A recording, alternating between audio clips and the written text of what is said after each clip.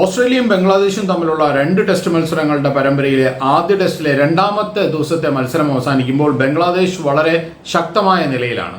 ആദ്യ ദിവസം ഓസ്ട്രേലിയ 198 റൺസാണ് നേടിയതെങ്കിൽ മറുപടി ബാറ്റിംഗിൽ രണ്ടാമത്തെ ദിവസത്തെ മത്സരം അവസാനിക്കുമ്പോഴേക്കും ബംഗ്ലാദേശ് 351 റൺസിന് 6 വിക്കറ്റ് എന്ന നിലയിലാണ്. ഇനി 3 ദിവസം മത്സരം ബാക്കിയുണ്ട്.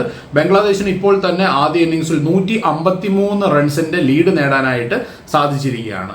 ബംഗ്ലാദേശിന്റെ ഓസ്ട്രേലിയൻ പര്യടനത്തിന്റെ ചരിത്രം പരിശോധിക്കുകയാണെങ്കിൽ ഏറ്റവും കൂടുതൽ മേൽക്കൈ നേടിയിരിക്കുന്ന 2 ദിവസങ്ങളാണ് ഇതെന്ന് കാണാനായിട്ട് സാധിക്കും. ഇതുവരെ ഓസ്ട്രേലിയയിൽ വലിയ വിജയങ്ങളൊന്നും നേടാനായിട്ട് ബംഗ്ലാദേശിന് സാധിച്ചിട്ടില്ല. ഏതായാലും ഇന്നത്തെ മത്സരത്തിന്റെ പ്രത്യേകത എന്ന് പറയുന്നത് ആദ്യത്തെ ഒരു 2 മണിക്കൂർ, അതായത് ഫസ്റ്റ് സെഷൻ എന്ന് വേണമെങ്കിൽ പറയാം, ആ സെഷനിലാണ് ഏറ്റവും കൂടുതൽ ഫാസ്റ്റ് ബൗളർമാർക്ക് ഹെൽപ്പ് ലഭിക്കുന്ന ഒരു സമയം എന്ന് പറയുന്നത്.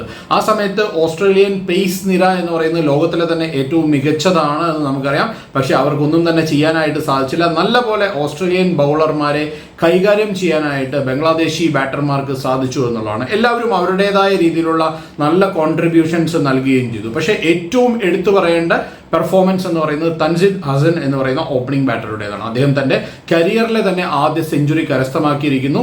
ഓസ്ട്രേലിയയിൽ സെഞ്ചുറി നേടുന്ന ആദ്യത്തെ ബംഗ്ലാദേശി ടെസ്റ്റ് ബാറ്റ്സ്മാൻ ആയിട്ട് തൻസീദ് ഹസൻ മാറുകയും ചെയ്തിരിക്കുകയാണ്. വളരെ മികച്ച രീതിയിലുള്ള ഒരു ബാറ്റിംഗ് പ്രകടനമായിരുന്നു. നല്ല ടാലന്റഡ് ആയിട്ടുള്ള ഒരു ക്രിക്കറ്ററാണ് അദ്ദേഹം.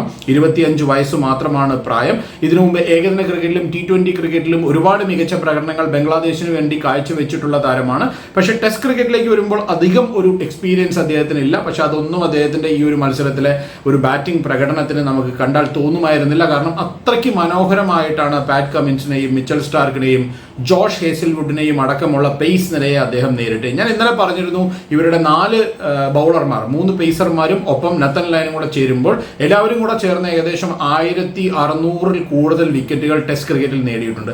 അങ്ങനെ ഒരു ബൗളിംഗ് നിരയ്ക്കെതിരെ രണ്ടാമത്തെ ദിവസം ഡാർവിനിലെ പിച്ചിൽ ആദ്യത്തെ 2 മണിക്കൂർ സർവൈവ് ചെയ്തു എന്ന് പറയുമ്പോൾ തന്നെ അതൊരു വലിയ കാര്യം തന്നെയാണ്. ഏതായാലും ആ ഒരു മോനിമുൾ ഹക്കിന്റെ ഒരു സപ്പോർട്ട് ഇനീഷ്യൽ ഘട്ടത്തിൽ ലഭിച്ചു. അതിനുശേഷം അവരുടെ ക്യാപ്റ്റനായിട്ടുള്ള നജ്മുൽ ഹുസൈൻ സാന്റോ, അദ്ദേഹത്തിന്റെ ഒരു മികച്ച ബാറ്റിംഗ് പ്രകടനം, ഒരു അർദ്ധ സെഞ്ചുറി നേടിക്കൊണ്ട് തൻസീദ് ഹസന് മികച്ച ഒരു സപ്പോർട്ട് നൽകാനായിട്ട് സാന്റോന് സാധിക്കുകയും ചെയ്തു. അതിനുശേഷം വന്ന ഓരോ ബാറ്റർമാരും അവരുടേതായ രീതിയിലുള്ള കോൺട്രിബ്യൂഷൻസ് നന്നായി നൽകുന്നുണ്ടായിരുന്നു എന്നുള്ളതാണ്. അവരുടെ മുൻ ക്യാപ്റ്റനായിട്ടുള്ള മുഷ്ഫീഖ് റഹീം, അദ്ദേഹം ഒരു മികച്ച ബാറ്റിംഗ് പ്രകടനം കാഴ്ചവെച്ചു. 30-ൽ കൂടുതൽ റൺസ് നേടി.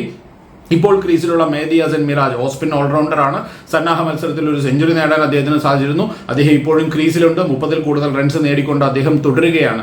ഏതായാലും നമ്മൾ ഓസ്ട്രേലിയൻ ബൗളിംഗ് നിരയിലേക്ക് വരുമ്പോൾ ഇത്രയും പുകഴ്പെറ്റ ഒരു ബൗളിംഗ് നിരയ്ക്കെതിരെ ഇത്രയും നല്ലൊരു ബാറ്റിംഗ് പ്രകടനം ബംഗ്ലാദേശിന്റെ ഭാഗത്തു നിന്ന് വരുമെന്ന് ഒരിക്കൽ പോലും നമ്മൾ ആരും തന്നെ ചിന്തിക്കാത്ത ഒരു കാര്യമായിരുന്നു. ഓസ്ട്രേലിയൻ ബൗളർമാർ തങ്ങളുടെ ആ ഒരു പ്രഹരശേഷി മാക്സിമം ഉപയോഗിച്ച് നോക്കിയിരുന്നു. പക്ഷെ അതൊന്നും തന്നെ വിലപ്പോകുന്നുണ്ടായിരുന്നില്ല. അവസാന ഘട്ടത്തിലേക്ക് വന്നപ്പോൾ മാർണസ് ലാബുഷേനെ പോലെയുള്ള ബൗളർമാരെ, അദ്ദേഹം ഒരു പാർട്ട് ടൈം ബൗളറാണ്, ഫാസ്റ്റ് ബൗളറാണ്, ചിലപ്പോഴൊക്കെ ലെഗ് സ്പിൻ എറിയുന്നത് കാണാറുണ്ട്. അദ്ദേഹത്തിനെ വരെ ഉപയോഗിച്ചുകൊണ്ട് ഷോർട്ട് പിച്ച് ഡെലിവറികൾ എറിഞ്ഞുകൊണ്ട് ബംഗ്ലാദേശി ബാറ്റർമാരെ കുഴപ്പിക്കാനും ഓസ്ട്രേലിയ ശ്രമിക്കുന്നുണ്ടായിരുന്നു. പക്ഷെ അതൊന്നും തന്നെ വിലപ്പോയില്ല. ഏറ്റവും മികച്ച ഒരു ബാറ്റിംഗ് പ്രകടനത്തിലൂടെ മത്സരം തങ്ങളുടെ കൈപ്പിടിയിലേക്ക് ഒതുക്കാനായിട്ട് ബംഗ്ലാദേശിന് സാധിച്ചിരിക്കുകയാണ്. ഫസ്റ്റ് ഇന്നിംഗ്സിൽ 153 റൺസിന്റെ ലീഡ് എന്ന് പറയുമ്പോൾ അതൊരു മികച്ച ലീഡ് തന്നെയാണ്. നല്ല ഒരു പൊസിഷനിൽ നിന്നാണ് അവസാനത്തെ ഒരു സെഷനിൽ ബംഗ്ലാദേശ് 3 വിക്കറ്റ് നഷ്ടപ്പെടുത്തിയത്. നമുക്കറിയാം, ആ ഒരു ഇനീഷ്യൽ ഘട്ടത്തിൽ ആ ഒരു ന്യൂ ബോളിന്റെ എഫക്ട്, ഒപ്പം തന്നെ പിച്ചിലുള്ള മോയ്സ്ചർ കണ്ടന്റ് എല്ലാം കൂടെ ചേരുമ്പോൾ ബോൾ നല്ലപോലെ സ്വിംഗ് ചെയ്യുന്നു. അത് ഇന്നലെ മുതലാക്കാനായിട്ട് ബംഗ്ലാദേശി പേസർമാർക്ക് സാധിക്കുകയും ചെയ്തു.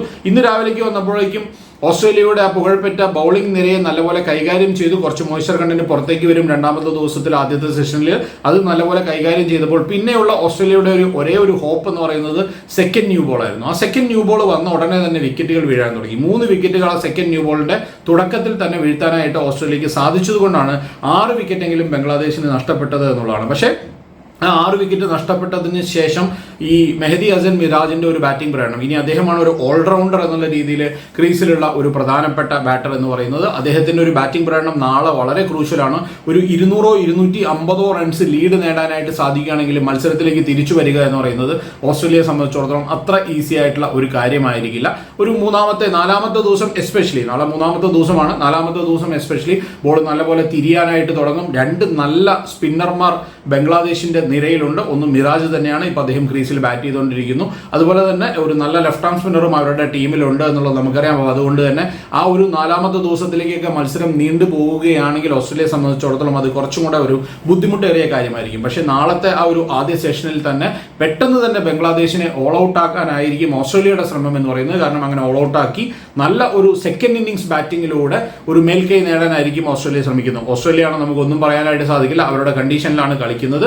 അതുപോലെ തന്നെ ഇനീഷ്യൽ ഘട്ടത്തിൽ ന്യൂ ബോളിൽ ഓസ്ട്രേലിയ വിക്കറ്റ് എടുക്കാൻ ബംഗ്ലാദേശിന് സാധിച്ചില്ലെങ്കിൽ എത്രത്തോളം 3ാമത്തെ ദിവസത്തിൽ സ്പിന്നർമാർക്ക് അനുകൂലമാവും എന്നുള്ളൊരു സംശയം കൂടെയുണ്ട്. അവിടെ നല്ല ഒരു ബാറ്റിംഗ് പ്രകടനം ഓസ്ട്രേലിയക്ക് കാഴ്ചവെക്കാൻ സാധിക്കുമെന്ന് നമുക്ക് പ്രതീക്ഷിക്കാം. ഏതായാലും ബംഗ്ലാദേശി ബാറ്റർമാരുടെ ഇന്നത്തെ ബാറ്റിംഗ് പ്രകടനം അൺബിലീവബിൾ ആയിരുന്നു എന്നുള്ള കാര്യത്തിൽ സംശയമില്ല. തൻസീദ് ഹസൻ മുന്നിൽ നിന്ന് നയിക്കുകയായിരുന്നു. ആദ്യ ബംഗ്ലാദേശി ബാറ്ററാണ് ഓസ്ട്രേലിയ ടെസ്റ്റിൽ സെഞ്ചുറി നേടുന്നത്. അതുപോലെ തന്നെ അദ്ദേഹത്തിന്റെ കരിയറിലെയും അദ്ദേഹം കന്നി സെഞ്ചുറിയാണ് നേടിയിരിക്കുന്നത്. സപ്പോർട്ട് ചെയ്യാനായിട്ട് അവരുടെ പ്രധാനപ്പെട്ട എല്ലാ ബാറ്റർമാർക്കും സാധിച്ചു എന്നുള്ളതും ഏറ്റവും വലിയ ഒരു പ്രത്യേകത തന്നെയാണ്. ഏതായാലും ഹാറ്റ്സ് ഓഫ് ടു ബംഗ്ലാദേശ്. ഒരു സൂപ്പർബായിട്ടുള്ള ഒരു പ്രകടനം ഓസ്ട്രേലിയക്കെതിരെ അവരുടെ നാട്ടിൽ കാഴ്ചവെക്കാൻ സാധിച്ചു എന്നുള്ളതാണ്. ഏതായാലും ഒരുപാട് മത്സരങ്ങളാണ് വരാൻ പോകുന്നത്. നാളെ ഇന്ത്യയുടെ മത്സരമുണ്ട്. അതുപോലെ തന്നെ ബംഗ്ലാദേശും ഓസ്ട്രേലിയയും തമ്മിലുള്ള 3ാമത്തെ ദിവസത്തിന്റെ ഇതിന്റെ എല്ലാ വിശേഷങ്ങളുമായി നമുക്ക് വീണ്ടും കാണാം. ബൈ.